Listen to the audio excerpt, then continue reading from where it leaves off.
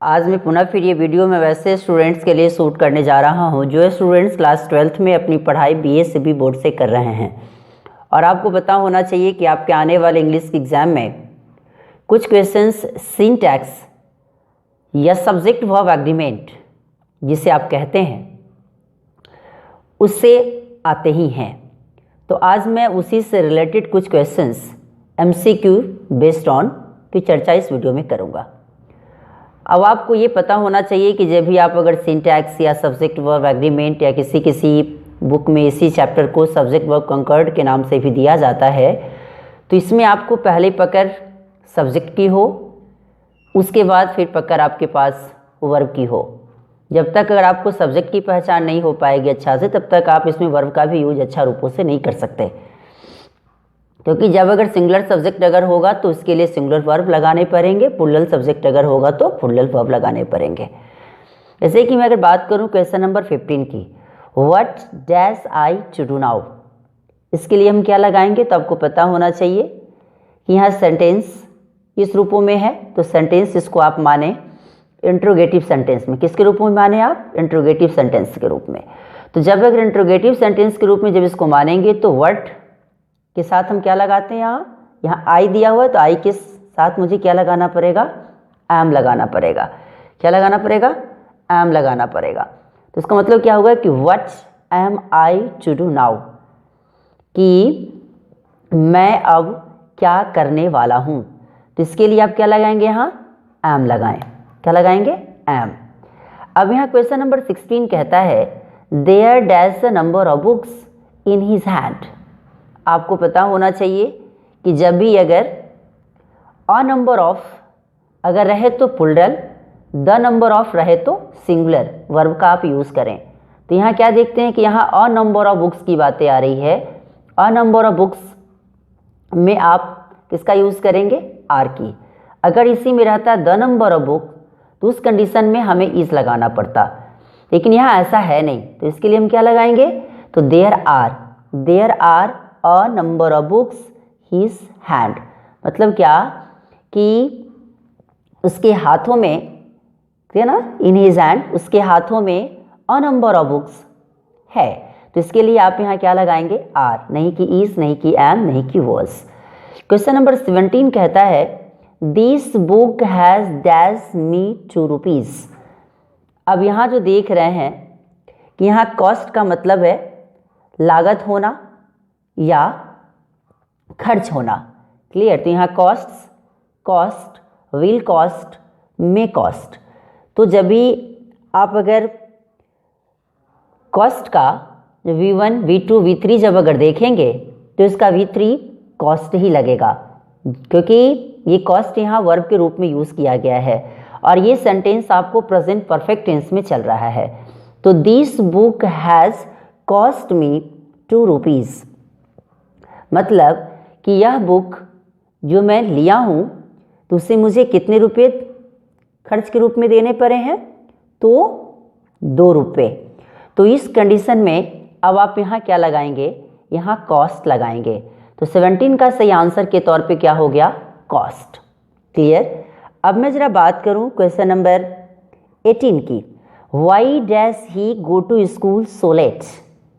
अब यहाँ सेंस को पहले आप समझें। कहता है कि वह इतना स्कूल लेट क्यों जाता है। तो जब यहाँ देखेंगे तो आपको पता चलेगा कि यहाँ ही है जो third person singular number subject के रूप में यूज़ किया गया है। तो इसके लिए आप क्या लगाएंगे? डज, नहीं कि डू, नहीं कि विल, नहीं कि वर, क्योंकि यहाँ गो जब अगर दे दिया है तो इसका मतलब ही यहाँ किससे है? तो प्रेजेंट टेंस से है। इसलिए आप यहाँ सिंपल प्रेजेंट टेंस का स्ट्रक्चर के रूप में ही आप यहाँ डज लगाएं। तो why does he go to school so late, कि आखिर वह स्कूल इतना लेट क्यों जाता है। अब जरा मैं बात करूँ क्वेश्चन नंबर 19 की, थोड़ा सा पेज को मैं आगे खिसकाता हूँ। राइट, चलिए देखते चलें आप। और आपको ये वीडियो कैसा लगता है इसके बारे में भी ज़रा कुछ कमेंट्स बताएं और जितना हो सके इतना शेयर भी करें।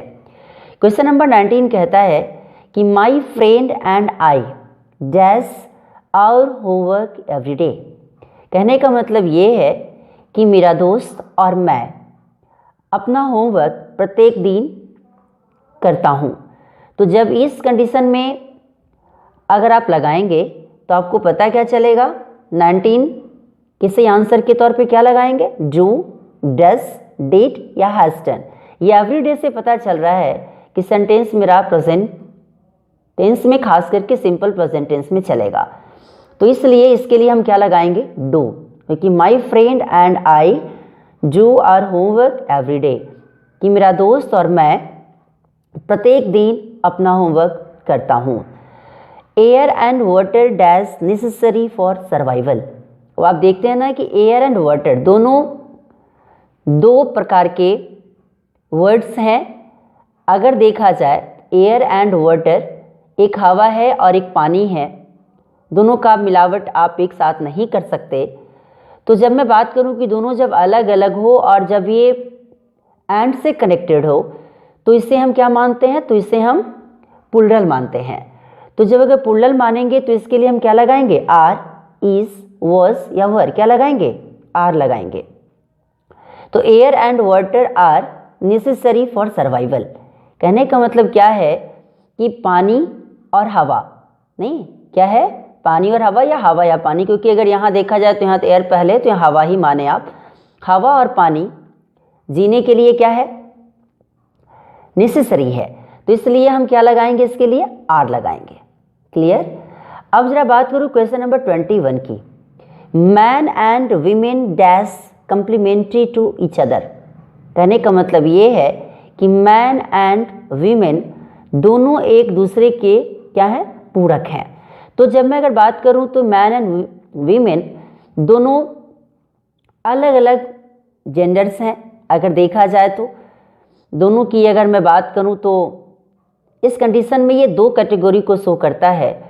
और जब ये अगर एंड से कनेक्टेड भी है तो आपको पता होना चाहिए कि ये क्या है, तो दो को शो करता है, और जो कि यहाँ प्लूरल वर्ब के रूप में यूज़ किया गया है।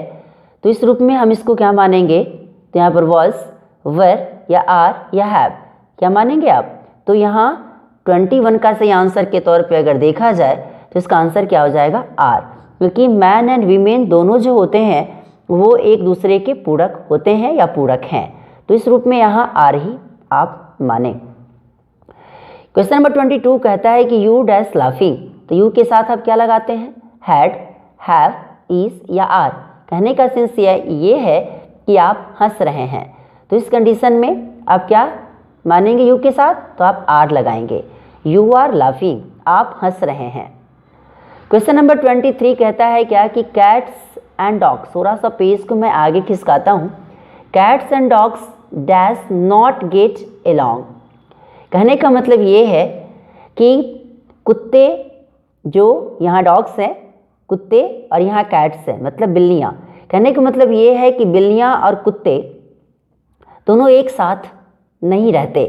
तो इस कंडीशन में आप क्या लगाएंगे, इज, डू, डस या हैज़। तो यहाँ सेंस से लग रहा है कि यहाँ डू लगेगा, क्योंकि सेंटेंस सिंपल प्रेजेंट टेंस में चलेगा। तो इस कंडीशन में cats and dogs do not gate, यहाँ नॉट और गेट के बीच में स्पेस होगा, लेकिन आप इसे स्पेस समझें, नॉट वर्ड अलग है, गेट वर्ड अलग है। तो नॉट गेट अलोंग मतलब क्या है कि कैट्स एंड डॉग्स एक साथ नहीं पाए जाते या नहीं होते। तो इस कंडीशन के लिए आप यहाँ डू लगाएं। थोड़ा सा पेज को मैं आगे खिसकाता हूँ। अब आप क्वेश्चन नंबर 24 पे चलें। 24 नंबर जो क्वेश्चन है वो कहता है क्या कि chicken pox dash dangerous disease. ये चिकन पॉक्स जो है सो कैसा बीमारी है, एक डेंजरस बीमारी है। तो इस कंडीशन में हम क्या लगाएंगे, हैव, हैज़, इज या आर। तो आपको पता होना चाहिए कि 24 का सही आंसर के तौर पे अगर मैं लगाऊंगा तो उसका आंसर क्या हो जाएगा, इज। क्लियर कि chicken pox is a dangerous disease. Chicken pox जो है वो एक खतरनाक बीमारी है। क्वेश्चन नंबर 25 कहता है कि someone dash given me the message. Someone यहाँ भी पूरा पूर्ण पेन क्लियर नहीं है, लेकिन समवन की बातें हो रही तो इसे थर्ड पर्सन के रूप में इसे माने आप। तो someone dash given me the message, किसी ने मुझे मैसेज दिया है। तो इसका मतलब क्या है कि हैज़ या हैव या विल या वर क्या लगाएंगे समवन के साथ। तो समवन के साथ जब इस प्रकार का वर्ड अगर रहता है तो उस कंडीशन में इसे आप सिंगुलर माने और सिंगुलर मानकर इसके साथ आप सिंगुलर वर्ब का ही यूज़ करें। तो इसलिए 25 का जो सी आंसर के तौर पे आप इसमें अगर लगाएंगे तो क्या लगाएंगे, has. Someone has given me the message. Question number 26 कहता है कि द नंबर ऑफ बॉयज, अभी मैं कुछ ही देर पहले मैं आपको बताया था कि अ नंबर ऑफ बॉयज और द नंबर ऑफ बॉयज, क्योंकि वहाँ पीछे वाले क्वेश्चन में अ नंबर ऑफ बुक्स आया था और यहाँ द नंबर ऑफ बॉयज आया है। क्लियर।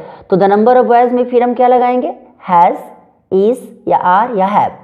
तो अ नंबर ऑफ में जब भी अगर आएगा तो प्लुरल, और जब वही अगर द नंबर ऑफ की मैं अगर बात करूं तो द नंबर ऑफ में जब भी अगर आएगा तो इस प्रकार के लिए हमें सिंगुलर वर्ब का यूज़ करना है।